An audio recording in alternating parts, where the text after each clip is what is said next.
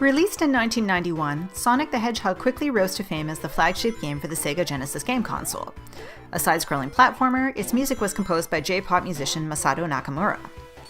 Nakamura faced various constraints in composing Sonic's music, including restriction of 4 concurrent sounds.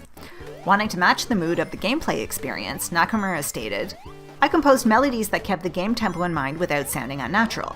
I also wanted to make sure that the music didn't lose its groove. After all, one of Sonic's key elements lies in speed." This desire to not sound unnatural and retain the groove is a key element of many game music songs. However, Sonic is an interesting example because of how it manipulates irregularity. In this video, I will discuss how Sonic's irregularities help to create anticipation and expectation within 3 framing sections of the original Sonic game: the title theme, the continue menu, and the game over screen. In this analysis, I will briefly discuss 3 musical features that affect expectation and resolution: phrase structure, harmony, and melodic line.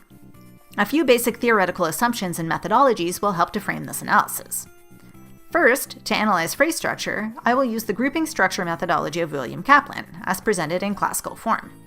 Although Sonic is clearly not a work from the classical era, Kaplan's strategies for grouping motive and phrase at the smallest scale are general enough to provide us with useful tools for understanding the structure of modern music. Components such as the basic idea, that is, the initial melodic motive, contrasting idea, and cadential idea will be used here. Expectation and regularity will also be discussed. 2 assumptions will prove useful for this discussion. First, as David Huron describes in his book Sweet Anticipation, many Western-based musics have a preference for binary divisions. Huron first discusses this in terms of beat grouping and subdivisions, but consequently expands the idea to include larger-scale formal structures such as phrase. The consequence of this preference for binary divisions is that we generally expect a regular phrase length to be a binary base length of 2, 4, 8, or 16 measures. Second, the listener will extrapolate predictability or regularity through familiar patterns. Therefore, irregularities can be perceived as normal depending on context. As Huron describes, listeners have little difficulty predicting non-periodic event patterns, as long as the patterns are familiar. Harmonically, this analysis will mix a few styles of chord and key analysis. The basic framework employed will be standard Roman numeral analysis. However, Alan Moore's article, The So-Called Flattened Seventh in Rock, will inform my interpretation of harmonic function and cadence. Moore states that rock has its own harmonic paradigms, and that these can range between a minimal divergence from classical style to a complete divergence. He specifically identifies that, for both of these extremes, one fundamental site of this separate identity is the frequent absence of a diatonic scalic leading note, due to its frequent employment of mode rather than major-minor tonality.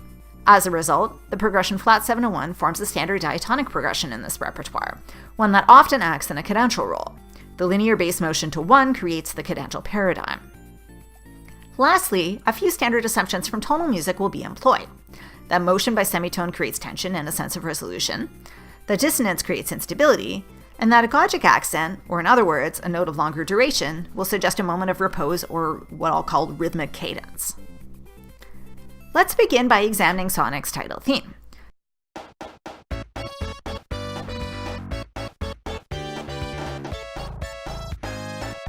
Observe the following features.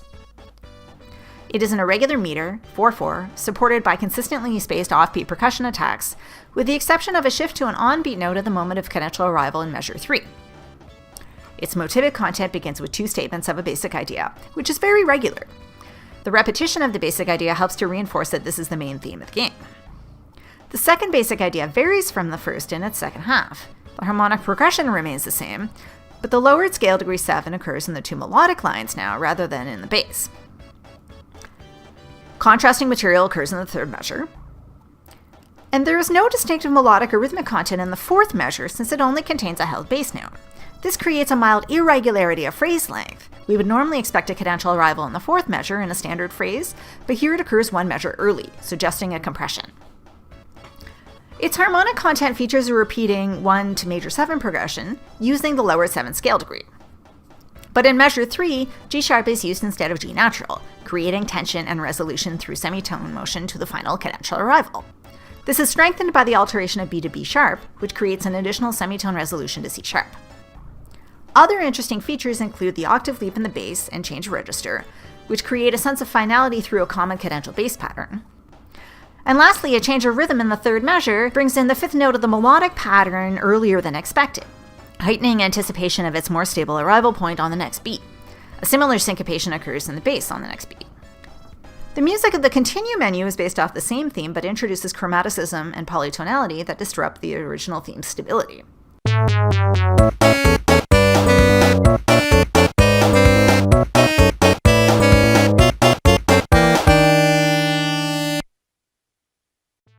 The one-measure basic idea of the title theme recurs in the first measure.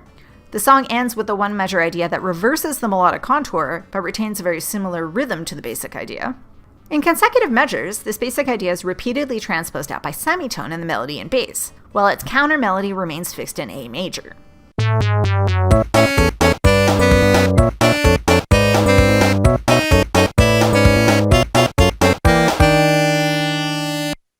As a result, by the end of the fourth measure, 3 different keys occur simultaneously to create a jarring dissonance that the player can only resolve by making a choice to continue or to quit the game. The 2-beat anacrusis features descending chromatic movement, which mirrors the subsequent chromatic ascent in the melody and bass lines. Unlike the title theme, the length is now more regular at 4 measures. In spite of this, it sounds much more irregular than the previous version. Why is this the case? One element is likely the syncopation that ends each reiteration of the basic idea. While the syncopations in measures 1 to 3 resolve to a stable downbeat in the counter melody and bass at the start of the next measure, after measure 4, no such strong beat attack is heard. Second, in the title theme, a displacement of the percussion offbeat rhythm created an on-beat attack at the cadential arrival. No such displacement occurs here to suggest an ending. Third, there is no shift to a contrasting idea or a gogic accent in the melody to suggest an ending. Rather, the music's fourfold repetition and lack of tonal or rhythmic stability suggest a desire for continuation. This is not inappropriate given that the continue menu itself is prompting the player to begin the game anew. The implication is that the game does not want an ending to occur. Finally, let us examine the game over theme, another variation of the title theme.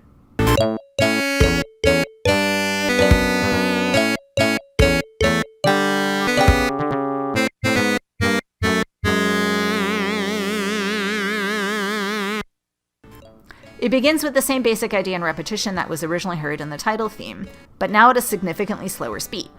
To emphasize this, the percussion part is much sparser, augmenting the original pattern by 2 and removing the fill.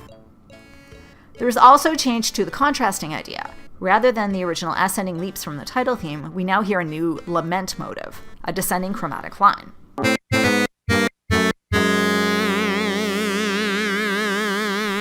The song ends with the longer duration, a half note, suggesting a more conclusive ending than the music of the previous continue menu. This is further emphasized through an exaggerated vibrato on the final note. However, this half-note ending is harmonically unstable given that it lands on F sharp and G sharp, a major second dissonance. This produces not only a sense of ending, but also a sense of disappointment for the player that the gameplay is coming to a close. The lack of harmonic and melodic resolution, as well as a move away from the A major tonality through chromatic motion, suggests a lack of fulfillment. The slowing of both the overall tempo and the percussion dissipates musical energy, as does the omission of percussion within the final lament motive. In conclusion, even though each of the 3 iterations of the title theme feature musical irregularities, all 3 examples feature adjustments to their phrase structure, tonality, texture, and tempo that make them optimally suited for each of their respective roles throughout the game. Musical irregularity and stability, rather than sounding unnatural, adds to the player's sense of anticipation, continuation, and conclusion as the game progresses. Nakamura has successfully balanced game tempo, naturality, and mood.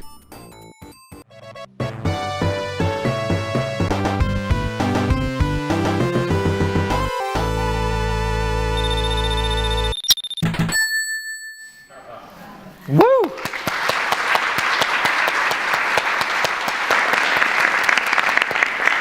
Yep, okay, so a couple questions.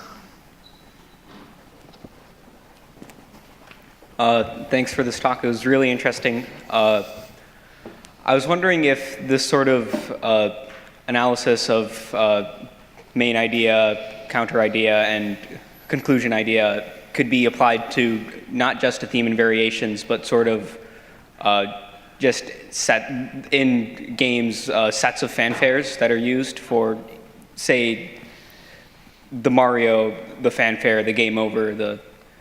Yeah, I believe absolutely. So for those of you who are not sort of familiar with music theory as it's currently taught, the ideas of William Kaplan that I've actually presented here, this is becoming more and more standard part of the theory curriculum. So this is something that, in most cases, second or third year university students are going to learn as part of their form analysis. And the idea is basically to recognize when you have a motive and then how motive comes back repeated. Kaplan uses it almost exclusively for classical era music, and his book goes quite in depth in that. What I'm essentially saying here is that, well, these are quite basic tools, right? What we're saying is that we have a motive, we have places that motive comes back, we have contrast to that motive, and then we have sometimes patterns that create conclusion in some kind of way. So absolutely, I think these tools can be extrapolated. I'm always a little bit hesitant to do so because how do I word this? How do I word this tactfully?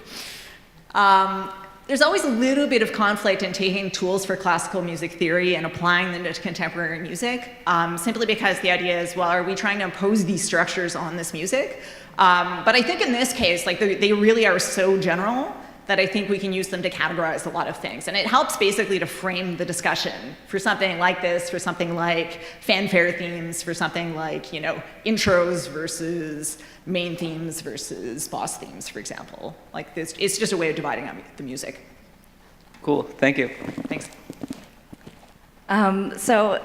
I was really intrigued by this paper, and I was also really intrigued, considering the Kaplanian formal function, that there's a continue theme that's not like technically a continuation, but and you were just saying like that we shouldn't like go too far to be like, let's apply classical musical theories to this just to like prove it's legitimate or whatever. So, but I mean, it struck me that if you were to consider more of the soundtrack as a whole, say from the title theme as sort of kind of the first basic idea iteration, and then maybe the continue theme iterates like fragmentation, increased harmonic rhythm. So you would understand it larger, sort of taking a small scale model and expanding it out. Yeah, and not just like, I guess not just as gimmicky, but as sort of recapturing some of the less of the formal element and more of the functional elements of Kaplanian's theory. So if you had any ideas about that. Yeah, I'm actually very keen to do that. In my past life, I was a transformational theorist, and that's exactly what we do.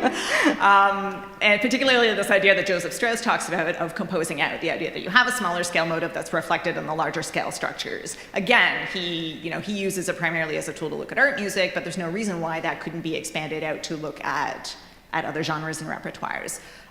For those of you who don't know the sort of presentation context from Kaplan, so Kaplan, when he has a couple of different standard patterns or models for phrase organization in classical music. One which he calls the sentence is essentially a basic idea, a second basic idea, smaller fragmentation, and then concluding with what he calls a cadential idea. And then he calls the two halves of that presentation and then continuation.